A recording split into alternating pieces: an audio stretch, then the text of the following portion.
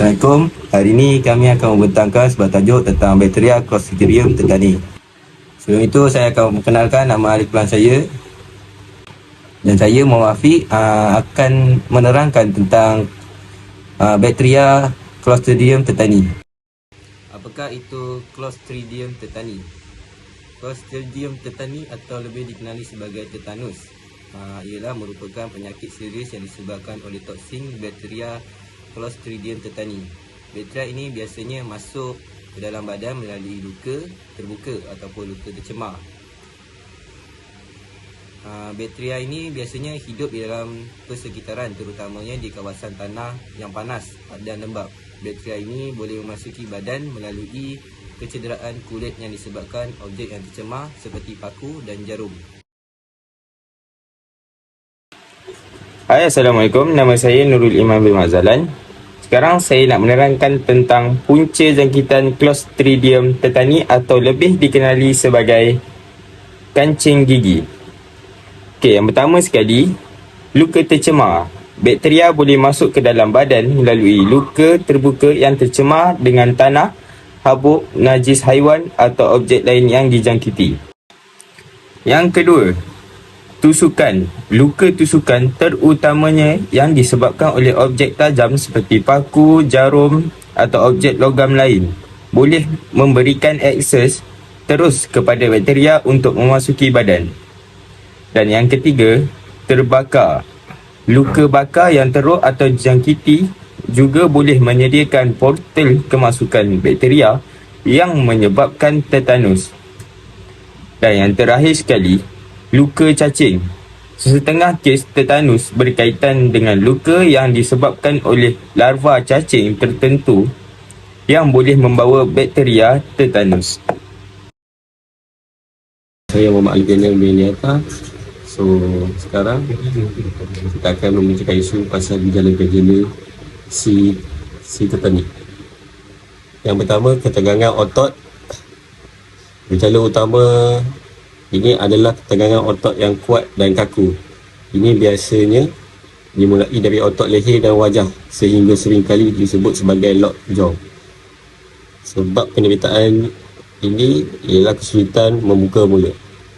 Yang kedua, kesusahan menelan. Kerana otot-otot leher juga terpengaruh, penderita tetanus sering mengalami kesulitan menelan atau muntah. Yang ketiga, ketidaknyamanan dan kekakuan.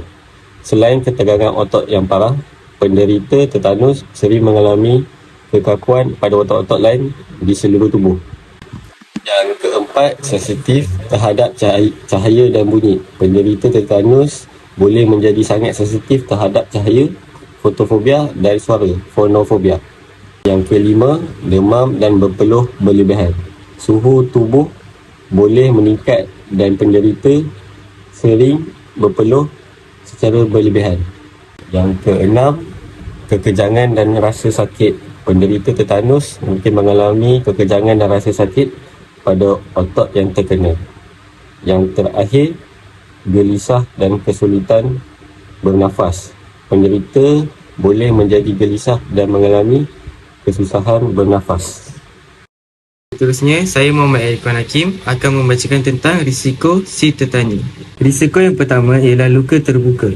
Jangkitan tetanus biasanya berlaku melalui luka terbuka, termasuk luka kecil atau melucup. Luka yang tercemar dengan tanah, habuk atau kotoran juga boleh meningkatkan risiko. Risiko yang kedua pula, keadaan persekitaran.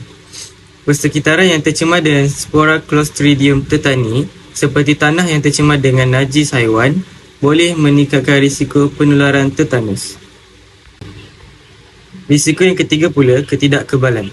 Orang yang tidak diberi imunisasi atau yang tidak mempunyai imuniti tetanus yang mencukupi mungkin lebih terdedah kepada penyakit ini.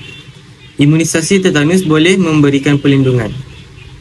Yang keempat pula adalah usia.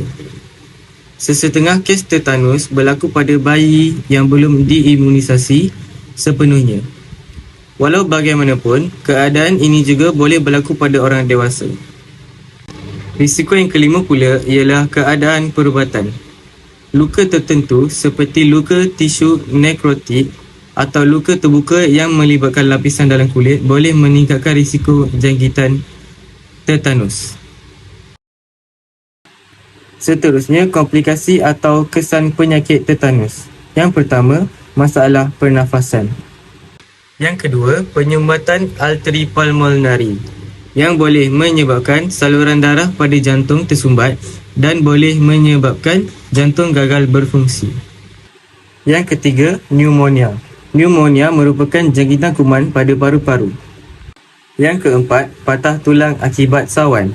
Dan yang terakhir sekali, penyakit ini boleh menyebabkan kematian. Hai, Assalamualaikum. Nama saya Muhammad Zakidina bin Muhammad Zaidi. Saya hari ini ingin menceritakan tentang cara untuk mengatasi masalah penyakit ini.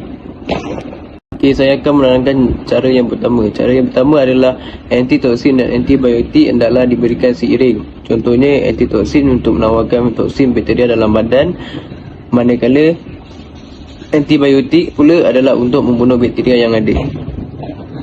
Okey, cara yang kedua pula adalah menggunakan immunoglobulin, di mana immunoglobulin ini disuntik ke dalam otot dengan dos sebanyak 3,000 hingga ke 6,000 IU, atau antitoksin tetanus dalam satu dos yang besar disuntik ke dalam vena selepas ujian sensitiviti dijalankan. Okey, cara yang ketiga adalah antibiotik metronidazole, di mana menggunakan antibiotik metronidazole dalam dos yang besar disuntik ke dalam vena dan diberikan dalam tempoh 7 hingga ke 14 hari.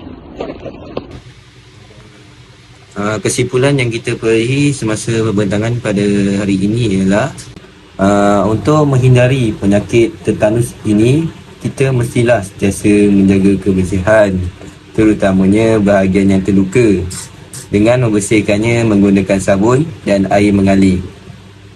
Seterusnya, memastikan kita mendapat vaksinasi tetanus yang terkini jika mendapati gejala-gejala penyakit ini berlaku pada diri. Akhir sekali, jauhkan diri daripada objek tajam yang kotor seperti pisau yang berkarat yang boleh menyebabkan luka yang mudah dijangkiti penyakit tetanus. Okey, yang anda boleh tengok, ini contoh-contoh lampiran yang saya telah dapat di internet.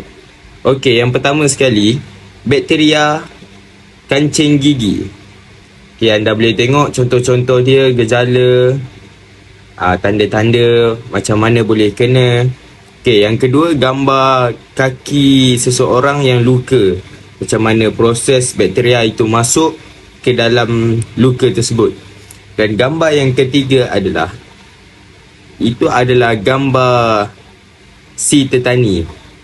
Dan gambar yang terakhir sekali adalah seseorang itu terkena paku dan terdapat luka di tapak kaki.